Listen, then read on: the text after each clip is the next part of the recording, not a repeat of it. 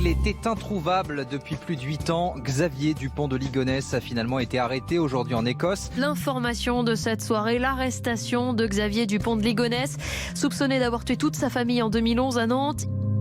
Il est 20h40 vendredi soir, quand le Parisien annonce la fin de la cavale.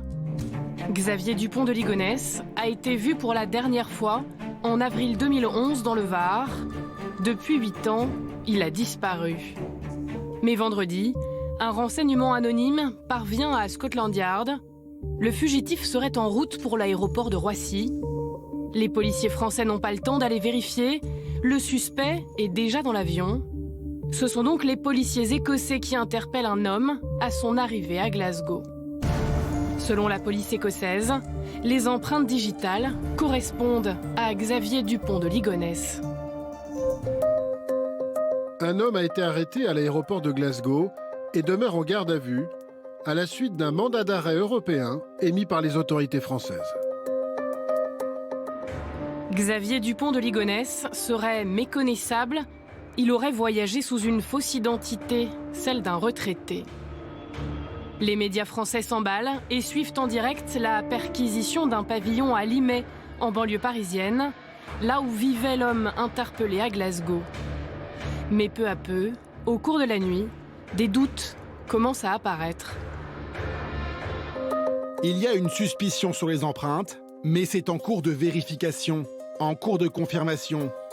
Donc il convient, en l'attente de ces vérifications, d'être prudent. Et dès le lendemain matin, les voisins de l'homme interpellé sont persuadés qu'il s'agit d'une méprise. Mais c'est pas lui le gars qui on cherche. Comment vous dire? C'est pas lui. Je veux dire, c'est une personne tout à fait normale. Ça fait 30 ans qu'on se connaît, il n'a pas changé, il est... voilà quoi, donc...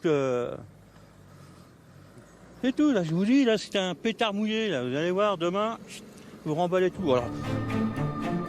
Effectivement, les doutes sérieux se confirment samedi matin concernant la preuve avancée, les empreintes digitales.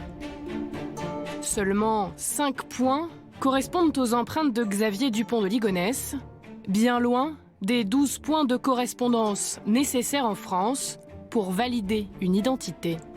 5, pour nous, c'est trop peu. En France, voilà, 5 points sur 12, pour nous, c'est zéro. Si vous voulez, en gros, en dessous de 12, entre 5 et 12, on va dire qu'on peut aiguiller. Ça peut aiguiller une affaire, mais ça ne donnera pas avec certitude l'auteur.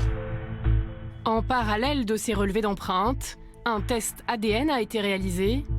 Les résultats sont tombés samedi à 13h. L'homme interpellé la veille à Glasgow n'était pas Xavier Dupont de Ligonnès.